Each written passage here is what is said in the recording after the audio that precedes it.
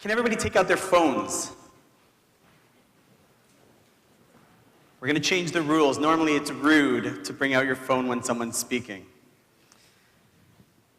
So I'd like everyone, we have approximately 30 seconds per question. First question I would like to ask everybody is, how many major choices does a person make in their life? What you have to do for those, I see Lauren, the chair of our board, is a little bit beyond his technological capabilities. Text code, you're texting the phone number, 37607.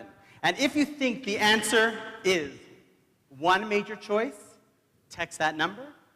2 to 5, text that number. 5 to 10 or way more, go.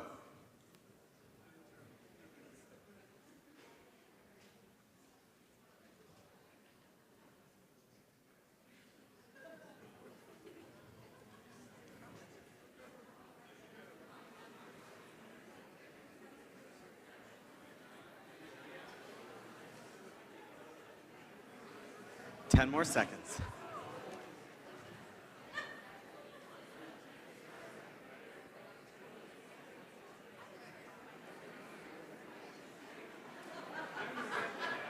Yeah, I think way more won. Okay, on to the second question. Second question is, not how many major choices, but how many choices do you think a person makes daily? 1 to 10, 10 to 100, 100 to 1,000, or 1,000 to 10,000.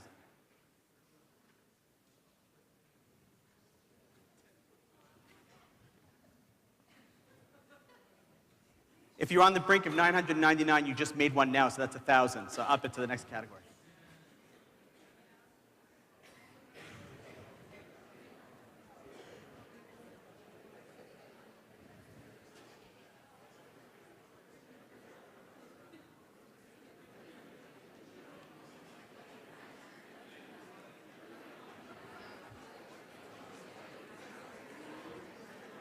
Five more seconds.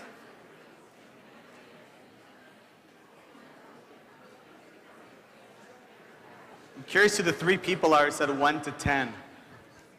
On to the third question. Third question is, we've got big choices and we've got small choices. Which ones do you think are more important?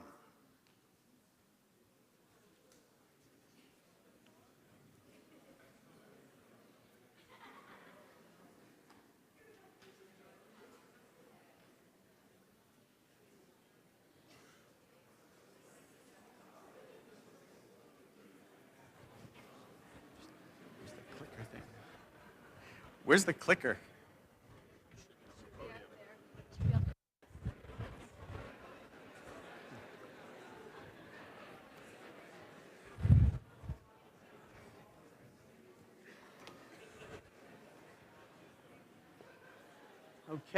Okay.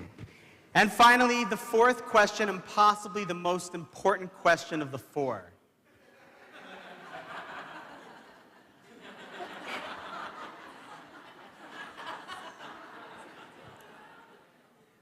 It is 9:35 already.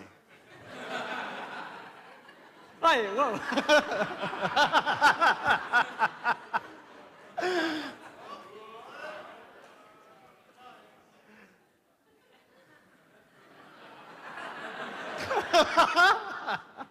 Oh, boy.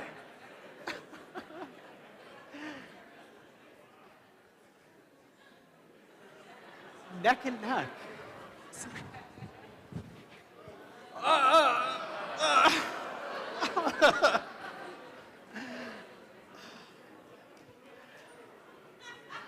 All right, close it. Now I'm going to vote. All right. And the tallies are closed. Number 25 wins. Tonight I'd like to talk about choices. But not my own specific choices. And the truth is, one of the difficulties of speaking at last year's JEDx and this year's JEDx is I can't use the same material. And last year was a little bit about my personal journey. But the truth is, it's really not about me. And it's not about, although, unbelievable role models that we've had on this stage. There's a great line by Rabbi Jonathan Sachs. He says, textbooks are great, but we learn a lot more from text people. And I think Dana, Gil, and Izzy were text people this evening. But the truth is, we learn from text people in order to apply it. So I would like to talk about choice. The choices could be scary, because implicit in the concept of choices is that you have to give up something for something else. That there's a cost and a benefit. There's possibly a right and a wrong. Choices are difficult because sometimes the choices that we face are really complicated, or difficult, or I think actually impossible. Sometimes choices are scary because there are just so many choices. There's so many options. A person wants to go ahead and buy a salad dressing, and there's got to be 700 different choices. And I think we just make something with olive oil and sugar at home every time, and it's delicious.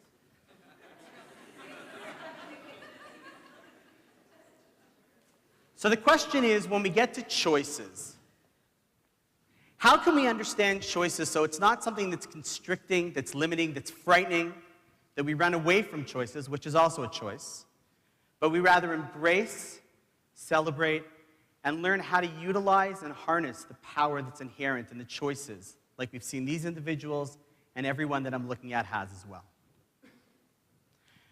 So let's start with a cat. Anybody recognize this cat? So the first choice I think that I'd like to talk about this evening is a choice that I learned from the Cheshire Cat. As Alice in Wonderland was walking around, Alice came to a fork in the road, and she saw and said, "Which road do I take?" "Where do you want to go?" responded Cheshire. "I don't know," Alice answered. Then said the cat, "Guess it doesn't matter."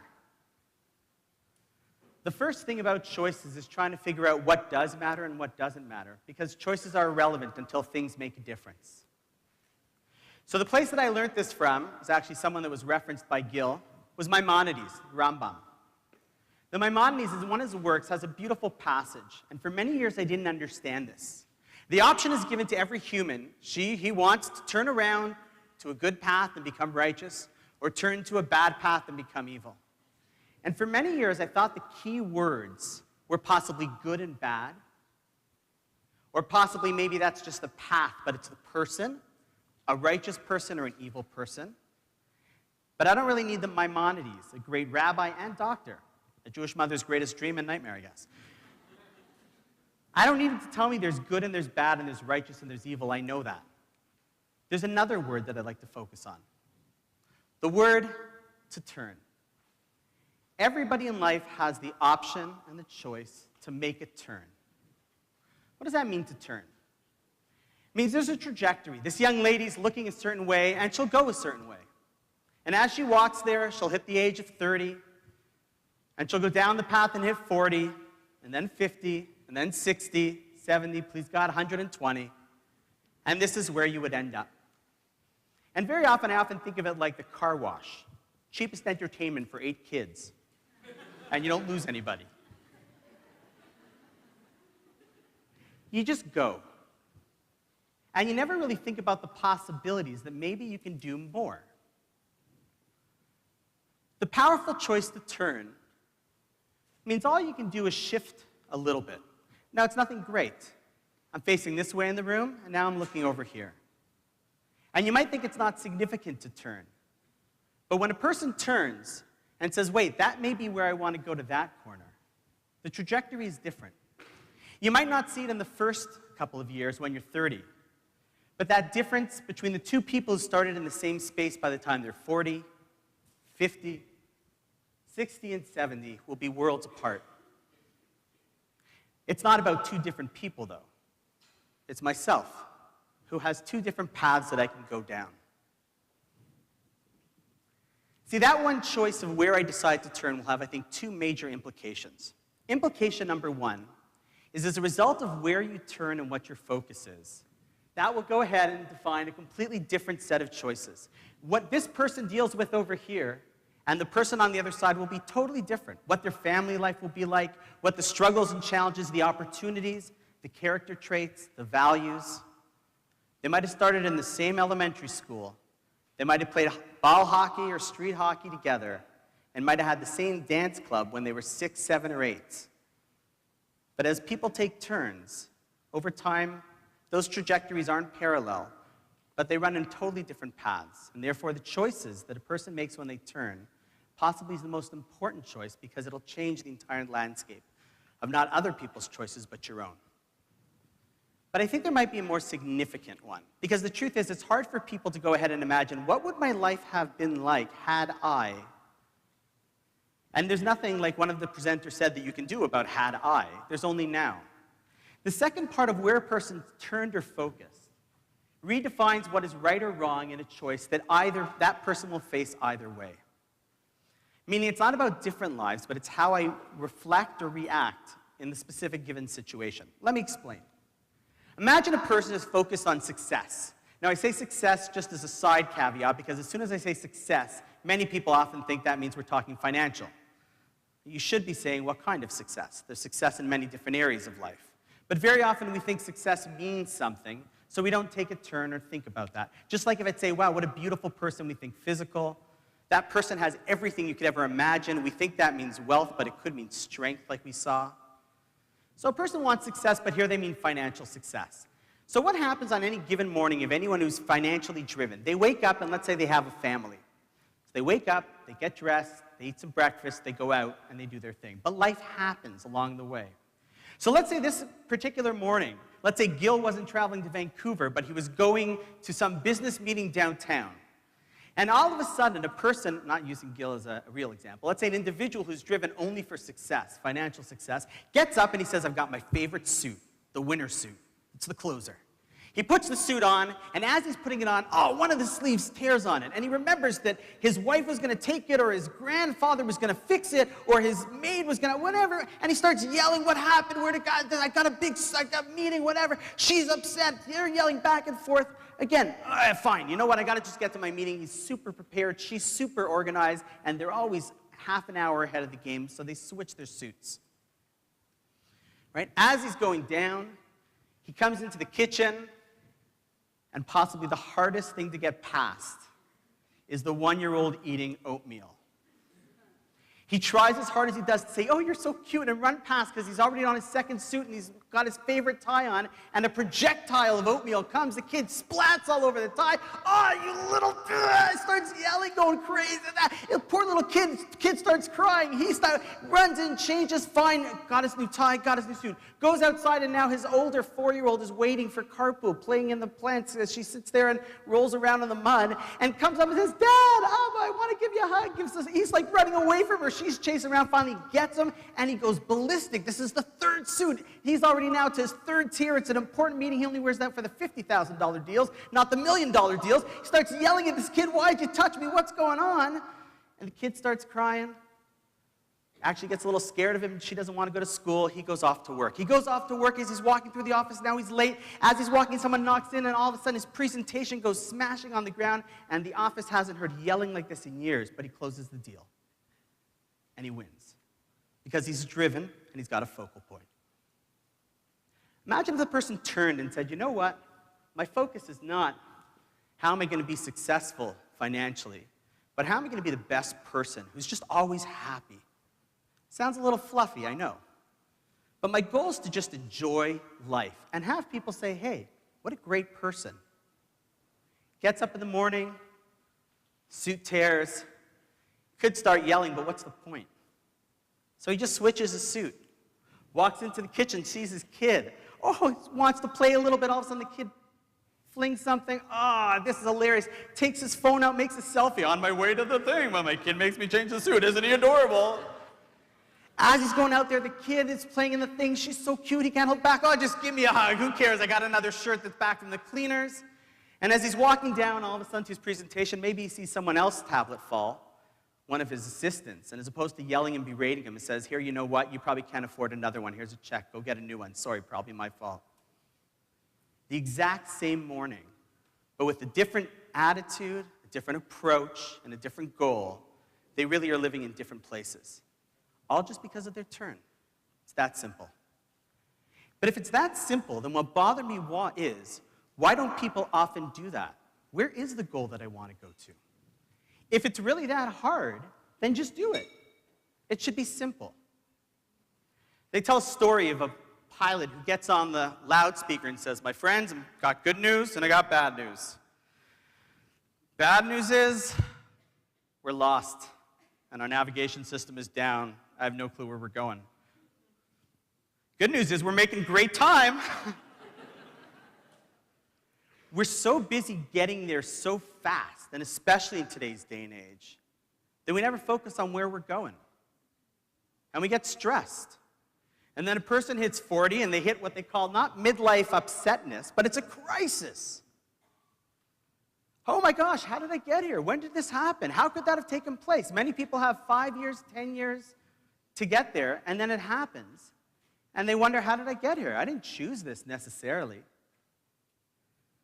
What do? What's the famous response to a midlife crisis? Time's moving so fast, so what do you got to do? Keep up with it and buy a convertible. Go even faster. Run away from it even more. Just see if you can outrun it. It's the opposite. That crisis is a moment where you can say, hey, you can make a turn. I did, in full disclosure, turned 40 this year. I did have, you can ask both my wife and a few other people in the audience, have a major crisis. But then I realized, wait, like you said, we've got 8 beautiful children. Do I buy a convertible? No, we buy a tank that can fit all of them so we can go to Woodbine as a family as opposed to driving 2 separate cars, because why not spend the time together? The genius of my wife. We're so focused on getting there, we care more about getting there than how and why we're going. I think Moshe Dayan once taught this lesson beautifully when he got pulled over for speeding one time. He was clocking at 50 kilometers over the speed limit, and a mishtara, police officer, comes over, pulls him over, doesn't even look and see who he's talking to. He says, "Excuse me, sir, you're doing 50, we're going to have to write a ticket." Moshe Dayan says, "Do you know who I am?" He says, "No." He looks up, he says, "Oh, yeah, you can't mistake Moshe Dayan, one of the greatest Jewish leaders, and the only person I know who wore a patch always. I'm so sorry, but you sped, I have to." He asks the officer, "How many eyes do I have that are working?"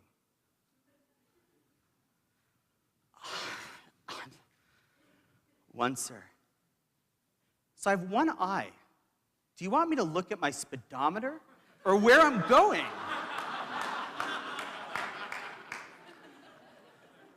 If you have the ability to look, you got to look on where you're heading, not how fast you're going to get there.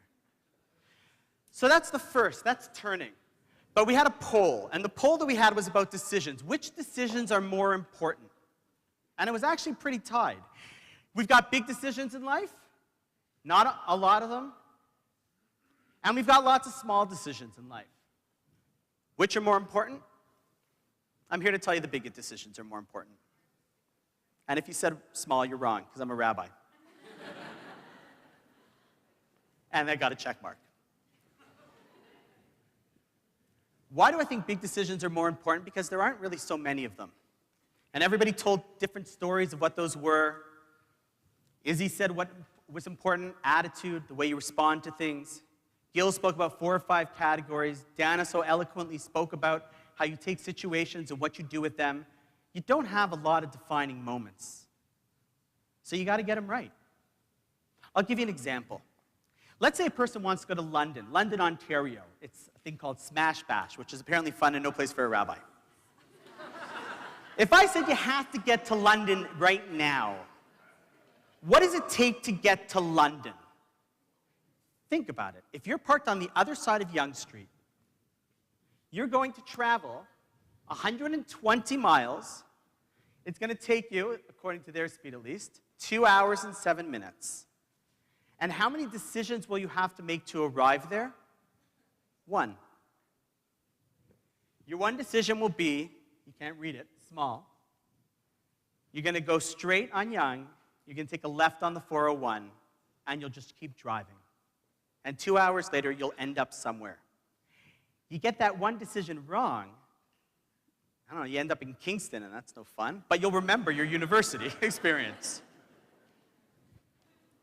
Let's say you actually want to get to the real London. Forget about that one. And this real London is 3,500 miles away. It should take a long time, but thanks to technology, it only takes about 8 hours to get there. How many decisions are you going to have to make to get to London, Ontario? 3,500 miles? Calculated it. 1, you got to go on the same highway, the 401.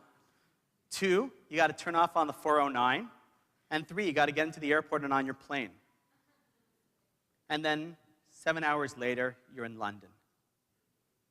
There really aren't so many major decisions that we face, but those major decisions send us on paths and in directions which we only realize later on how far it's taken us. And therefore, the big decisions are important.